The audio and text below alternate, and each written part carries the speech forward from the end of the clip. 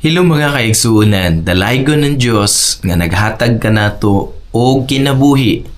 Naghatag kanato og maayo nga panglawas. Ako kamong gi-welcome sa pagduyog, pag-uban kanamo dinhi sa among panimalay nga pagsimba, pagpasidungog sa Ginoo. Usa kini ka importante nga pagpasidungog, pagsimba sa Ginoo asa man kamo nga dapit mga kaigsuunan nga panig sa kalibutan, mga Kabisayaan, mga Cebuano. Nahinaot ako nga ang among mga mapamalandungan, among pagpasidungog sa Ginoo, maabot usab diha sa inyong mga Pinoyanan, labi na sa atong mga OFWs nga layo sa ilang pamilya, layo sa Pilipinas. Gikan diri sa Amerika, uban sa akong asawa nga si Jeanette o akong mama, si Mama Telma, kami nagapaabot sa among pag-ampo nga ang Diyos magapanalangin kaninyo sa atong mga pagdayig o pagsimba sa Ginoo. Magasugod kita sa atong pag-ampo. Gamhanan og balaan na mga Diyos, gidayig og gisimba kanamo. Niining kahigayunan aron pasidunggan ang imong ngalan. Tuguti Ginoo nga imong kahayag mo danag sa among kasing-kasing, sa among unahuna o sa matag usa kanamo. Aron sa diha Ginoo may pataas ang imong ngalan labaw sa tanan. Pasayloa kami sa among mga sala, sa mga nakapasaylo kami sa mga nakasala kanamo. Limpyuhi ang among kasing-kasing kalagong espiritu. Aron Ginoo makaangkon kami limpyo nga nahuna og kasing-kasing. Pinaagi sa imong grasya lamang Ginoo, kami makakat-on og maayo nga mga butang. Diha lamang sa imong grasya kami makaangkon og maayo nga pangnahuna. Tudloi, tabangi, giyahi kami. Aron sa ingon niana Ginoo, mahimo namo ang imong kabubuton. Panalangin ni si Jeanette, panalangin ni si Mama Thelma, ang among mga pamilya layo kanamo, si Mami Rudy, si Pastor Jesse, yang pamilya, si Pastor Maricel o si Bob, si Judy o iyang pag-eskwela, si Ate Marisa o iyang pamilya, mga paumangkon o si Attorney Joy ang pamilya, si Brother Benji ang pamilya, ug ang mga katawhan, mga nakadungog karon bisan asam sila nga dapit nga dunay balatian, adunay mga sakit, makaangkon sila kaayuhan diha sa imong ngalan Ginoo. Salamat nga imong mga pulong masangyaw, mapasidunggan ka sa walay katapusan. Sa ngalan samahan sa Anak sa Espiritu Santo, kini nga among pagdayeg pagsimba. Karon, ikaw Ginoo magauban kanamo. Amen. Sumayong adlaw kanatong tanan ug aniya karon sa atong pagpamalandong, importante kaayo ang pulong sa Ginoo nga atong matagaan og pagtagad. Ang atong pagtulunan karon ato gining makita sa sulat sa ni Apostol Juan, no? Apostol Juan sa kapitulo 10 versikulo 7 ngadto siya sa 16. O John chapter 10 verse 7 to 16 nga ang ato ang nagkauluhan kini si Jesus ang maayong magbalantay. So kaya ba nimo madalma, mabasa ba nimo kana ma? Tamingon si Jesus pag-usab. Sultihan ko kamo, ako ang pultahan sa mga karniro, ang tanan nga mianhi o kanako nga katawhan aw kawatan og mga tulisan, busa wala mamati kanila ang mga karniro. Ako ang pultahan, ang musulod agi kanako maluwas, makasulod gawas siya og makaplagan siya masibsib apan ang kawatan muanhe aron lamang pagpangawat, pagbantay o paglaglag. Mianhi ako aron makabaton kamo og kinabuhing madagayaon. Ako ang maayong magbalantay sa mga karniro, ang maayong magbalantay andam sa pagbantay alang sa mga karnero.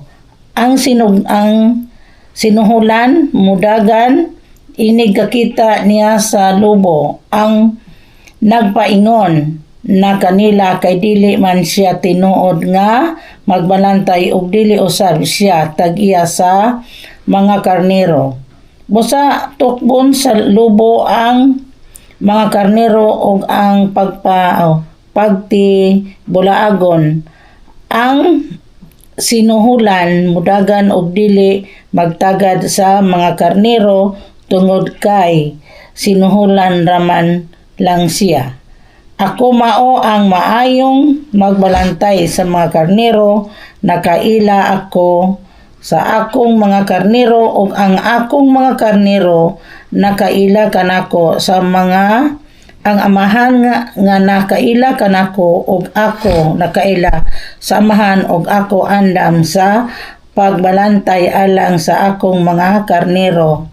Ato ka na ang gipasalamatan ng Diyos sa iyang mga pulong. Mao ka na ang ato ang tagaan o pagtagad karon ni ining kahigayunan.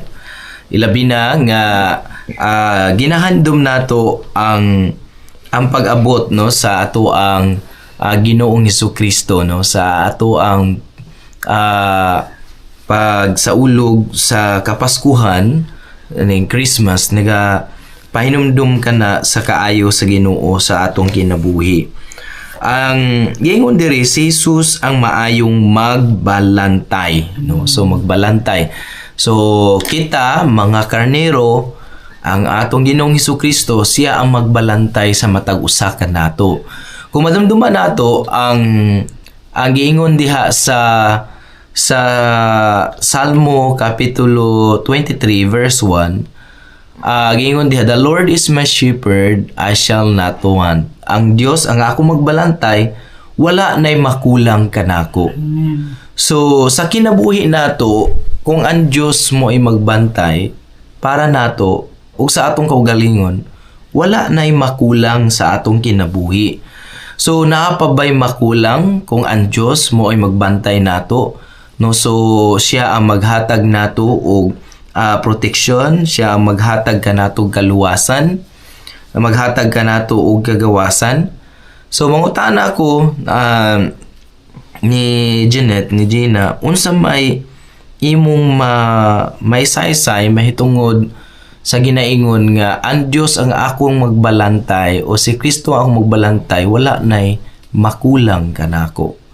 Aduna ba'y imong masaysay niini?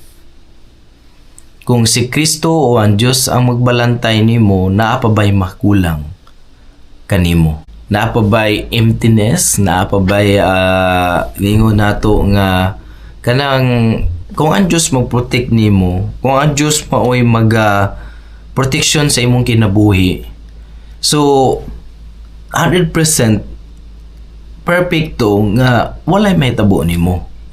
Subot pa sabot ang imong confidence, ang imo ang mga kabalaka, mga kahadlok, wala na gahom diya sa imong kasing-kasing kay nasayod ka nga bantayan ka sa Ginoo, luwason ka sa Ginoo, iya kang atimanon. So naaba kay ma-share nga na sinati nimo ba nga gibantayan ka sa Ginoo sa imong kinabuhi o sa atong kinabuhi. Naabay may saysay unsa may mga sitwasyon na nakaingon ka nga gibantayan ka sa Ginoo. Oh, Jeanette? All the time na siya, maski sa imuhang work, imong isalig tanan nga He will keep you safe from harm sa pag-drive nimo padung sa work or wherever you wanna go. Especially niata diri sa Illinois nagpuyo nga natay winter time, and then just like last night storm, baga kayo ang snow. So og wala ka niya bantay, syempre daghay mga pwedeng mahitabo. Just like sa pag-drive na ako, because it's 32 miles ang akong work to the house. In a normal day, kuan na siya, 35, 40 minutes na siya. Pero gabi because I have to drive extra slow and then with caution, and then syempre sa highway ang upat ka lane nahimo na lang siya nga one lane, wala kay makita, blurry kaayo, and then even if I'm driving nga og truck, ma-feel gyapon nimo nga mag-skid ka. So ang akong 35 minutes drive normally nahimo na siyang almost 2 hours. Ay ako ni abot because mura ka galakaw. You have to drive very slow and cautiously because blurry, dili wa kay makita. So nya syempre isalig nimo tanan sa Ginoo nga tagaan kag strength, siya ang mahimong magbantay sa imuhang pag-drive and the people around you, because a lot of times especially diri sa Illinois o nagani nga storm, ang tao mura makalimot na og drive og kuan sa snow, mura gyud po drive nga summertime, paspas kaayo, daghang kayong talsik nga mga snow sa akong windshield, di ka makakita. So isa lang na siya, and then like everyday thing too, sa imong family, protection, o kanang ipahimutang niya ang tanan. You can always make plans, you can always request, but ang Ginoo ra gyapon magpahimutang sa tanan in His time.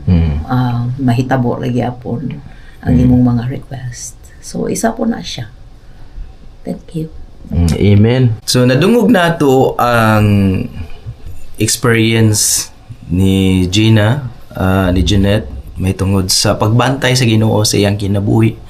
Tinuod gina kay nakita lang na ako sa news karon, medyo grabe gid ang snow sa Indiana. Mga 50 ka mga sakyanan nga nagbangga. Ang Indiana dool na diri sa Illinois, no? So grabe kayo.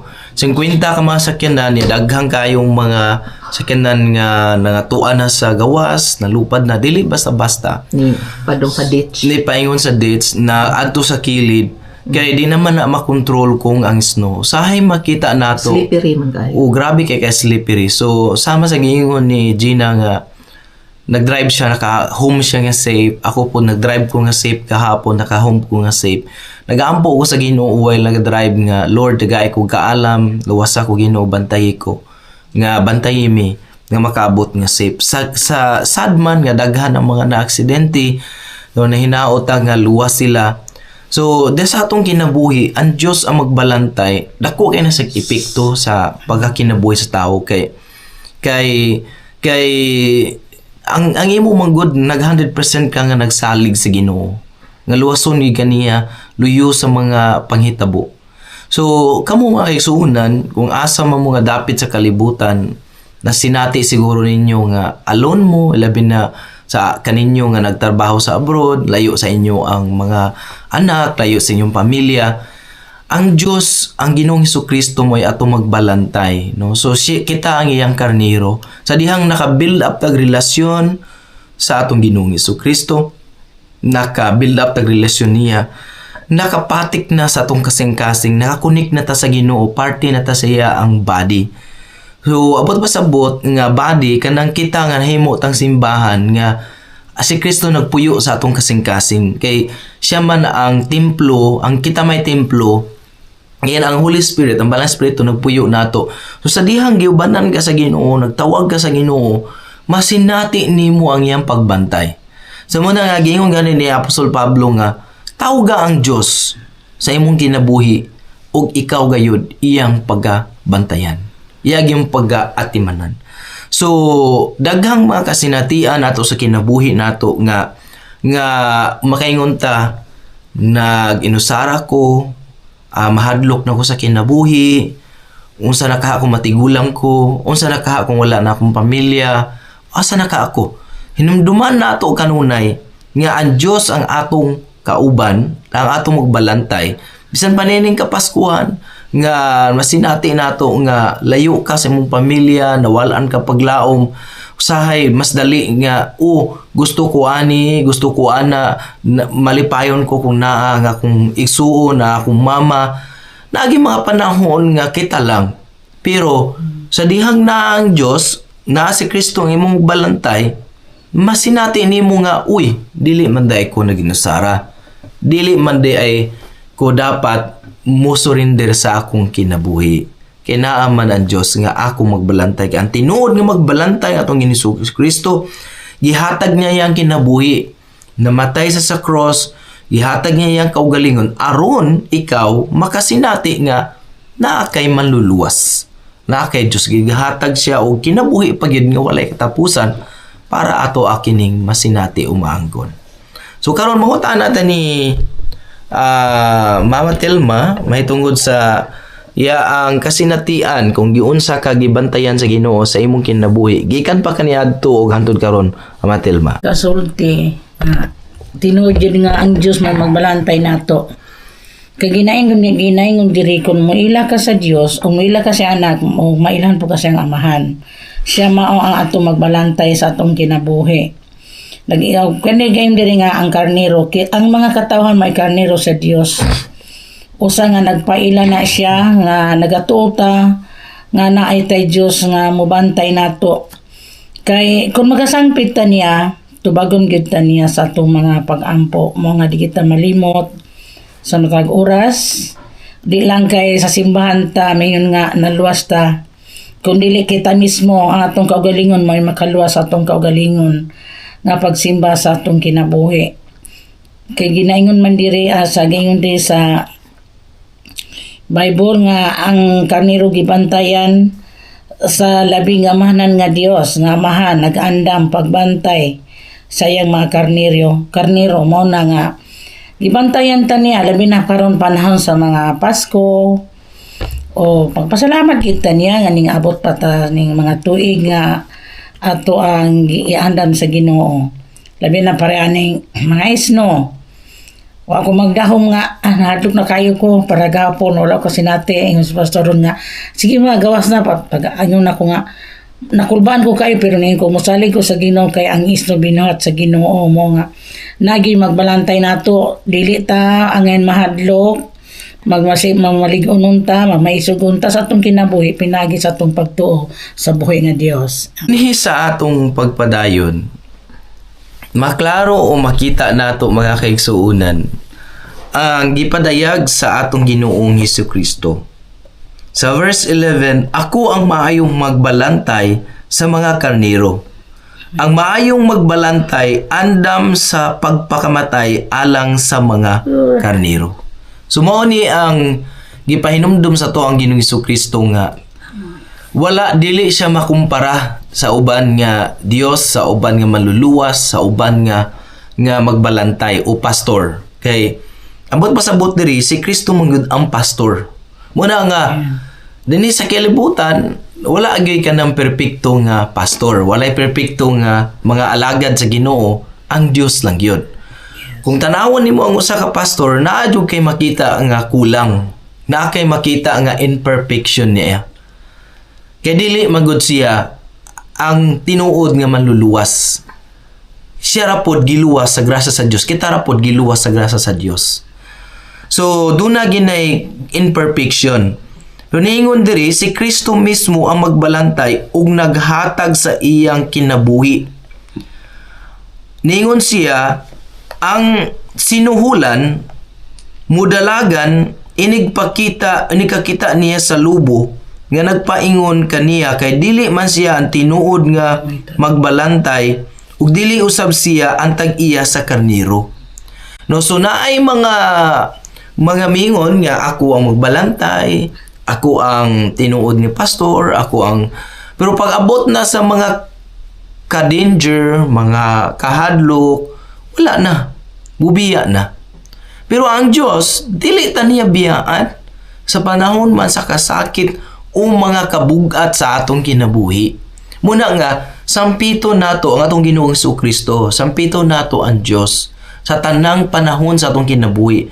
Kay dili gid ta may tawag ana, dili ka maingon nga dili ka matagaag pagtagad, no? So mo nang ingon nga naay angay-angay o naay pabor-pabor sa Ginoo, wala na pabor-pabor. Dili sa kalibutan naay pabor-pabor, gari gwapo ni siya, maayo ni siya, kay daghan siya kwarta, nasa sakyanan, dato ni siya, naay mga pabor-pabor sa tao. Kami lang kay parihami nga Bisaya, parihami nga kaparihami og lugar, hinana. So sa tao na gyud pabor-pabor, masakitan ta usahay, masilo ta usahay. Nakadumdum ko na sa usa ka ilustrasyon nga naay nanimba simbahan. Naingon siya sa pastor, "Pastor, di na ako manimba ng simbahan na. Kaya daghan kayong mga chismoso. Ya daghan po kayong mga tao, wala ka concentrate, gadula rag cellphone. Sa nagsimba ta, gadula og cellphone. Sige cellphone, nga ana, sige tabi. Di na ako manimba, di na ako mapibustadi, di na ako mukuang kay grabe po na sila, oy." Gitawag siya sa pastor, "Halika diri, igsuon. Pwede nimo hawiran ning tubig." Kining gibutangan og kanang baso, ang baso gibutangan og tubig, diningon ang pastor si tuyok diha sa sa simbahan. Tuyok bitbitan ning kaning baso nga nay tubig. Ayuha gid nga dili mayabo. So nilakaw gituyok siya, ana gitanaw niya ang baso nga di gid mayabo ang tubig, tuyok siya. Pagbalik niya gipangutan na sa pastor. Naa ba kay nakita nga nag-cellphone o nagtabi-tabi, nagchismis diya sa lugar, simbahan? Sa wala, pastor, kay napukus ko aning tubig nga di gid mayabo, ganyan ang baso na ako. So muna ibawat pasabot niha, si Kristo na imo magbalantay, si Kristo nagluwas nimo, si Kristo ang imong Dios, siya ang imong tutukan. Kay dili nimo makita ang mga kagubot, ang mga problema, ang mga chismis o unsa pa diha, kay imong gitutukan sa imong pag-alagad, mauman ang Dios. Mauman si Kristo. So mao po ni nagpahinumdum nato karon, no? Sa ako to tinuod, no? Pagkabasa na ako ato nga ilustrasyon, tinuod, no? Usahay magambat ka sa gisulti sa mga negatibo, magambat ka sa mga kasakit nga nahitabo sa imong kinabuhi, mahunong ang imong ma-discourage ka. Manamiyon na lang uban nga nalanta manimba o, nalanta mo simba o, nalanta magbasa sa pulong sa Ginoo. No, relasyon nato na. Nga atong gi-build up para sa Ginoo, sa atong manluluha, sa atong magbalantay. Ang tinuod nga, karnero. No? So, i-focus nato ang atong mga mata sa Ginoo, dinhi mata sa balay, o nakaadto mata simbahan, atong hunaw-naon para nimo, Lord. Para nimo ni God. Para nimo ni sa akong Dios sa magbalantay, sa akong manluluwas. Ganian ni aron maluwas ko. So, ana day kayo kay importante ang atong pag-focus sa Ginoo. Kay kung mutanaw ka sa world, mutanaw ka sa mga panghitabo, kanunay nga mga negatibo nga maabot sa kinabuhi, dili ta mo padayon, dili nato ma-build up maayo atong relasyon sa atong Ginoong Jesucristo, sa atong Dios, dili nato makita kung unsa day kaayo ang Dios sa atong kinabuhi. Dili nato maihap ang mga panalangin. Puro na lang mga negatibo o mga kabalaka sa atong kasing-kasing nga atong masinati. So mo na itong giwali atong niagi nga kung nga ang kalinaw dili nato na siya masinati, dili lang kay nahunong ang gubat o wala na kagubot, kundi ang kalinaw ang si Kristo diha sa ato ang presensya sa atong kasing-kasing. Presence ni Kristo, ang presensya ni Kristo sa atong kasing-kasing, siya naghatag og kalinaw nato luyo sa mga kinabuhing naay problema. Dilibot pasabot nga ang kinabuhi pag naay problema, dili na nimo masinati ang kalinaw ni Kristo. Bisan luyo sa problema, luyo sa mga balatian, luyo sa mga kasakit, masinati nimo ang kalinaw nga gihatag sa Dios sa imong kinabuhi. Mo na nga mudan-ag kita bisan pa asa ta nga mapunta. So mga kaigsunan, mao kana ang dako kay nato nga napamalandungan karon, kinsa man ang imong magbalantay sa imong kinabuhi. Kinsa man si Kristo para sa imong kinabuhi. Alagaron nimo siya kay bisan pa mo na ang dautan, isan pa si Satanas, tintalon mo ta niya, Yamang gustong gupo ng atong kinabuhi apan kung kita ana kay Kristo nga tinuod na to magbalantay, tinuod na to nga pastor, tinuod na to nga yalagaran, tinuod na to nga Dios kanunay masinati nimo ang kalipay, masinati nimo ang kadasig, kay naay magbalantay nimo, wala kay kabalaka, bisan asa ka mo adto dili ka mabalaka sa imong pamilya, sa imong mga anak, sa kaugmaon nato, kay nasayod na ang Dios. Siya na'y mo pahiluna sa atong mga kinabuhi. So dalaygo ng Diyos. Amen. Diyos pasalamatan ko tungod sa manunubos. Okay. O sa iyang panalangin nagapa salamat ko. Salamat alang sa ulan o sa pag-init usap. Salamat sa kagulanan nga kalinaw na karon. Salamat sa pagtubag mo sa mga pag-ampo ko. Salamat sa imong hatag ug sa imong gikuha. Salamat sa kasakitan ug sa mga kalipay. Salamat sa imong grasya ug sa gugmang way sukon. Salamat sa kabulakan bisan tunog kunuban. Salamat sa pinuyanan nga kanako gihatag. Salamat kang Jesu-Kristo nga mao'y paglaom ko. Salamat sa imong ugma hangtod sa kahangturan. Amen. Itong yampo diha sa Ginoo ang tanan, kung kamo mga kaigsunan, naaman sa inyo ang panimalay o asa mga dapit, nakauban karon sa tuang nga pag-ampo, na hinaot ko nga i-share ninyo yung mga prayer request sa inyo na maapil na mo kamo sa pag-ampo. So dungan kita, mag-aampo na kita. Langit no namong amahan, gidayi gipasidunggan ka namo. Tungod kay ikaw ang Dios nga naghatag ka namo kahigayunan para makasimba o makapasidungog kanimo. Nagaampo ako Ginoo nga imo kaming tabangan, giyahan sa matag higayon sa among ginabuhi. Dunay mga panahon Ginoo nga makaingon mi nga wala mo kami bantay. Kay bugat kayo nga among gipaas-an ang mga problema. Daghang kayong mga kasakit nga mo nagian. Apan dili day mo kami biyaan Ginoo. Kay ikaw di agi tinuod na among magbalantay sa among kinabuhi. Gikan pa kami nahitmugso sa among inahan. Imo na kaming gibantayan o giluwas o gitagaag kinabuhi. Ginoo, tabangi kami nga kung adunay mga problema nga moabot man sa among kinabuhi, dili kami malisang nga moatubang niya ini kay ikaw ang among kauban. Lamdagi ang among mga dalan, susiha ang among kasing-kasing Ginoo. Aron Ginoo, wala nay lama sa sala nga nagahari ka namo ug ang kalinaw o gugma among masinati. Akong giampo Ginoo ang mga katawhan o bisan kinsa man karon nga dunay balatian, sakit sa panglawas. Ikaw Ginoo magaayo kaniya, magahikap kaniya. Kung aduna may mga balatian nga gigipas-an karon sa kasakitan man, mga balatian sa ngalan sa Ginoong Jesu-Kristo, akong giampo nga maayo ikaw ang paghikap sa Ginoo imong masinati.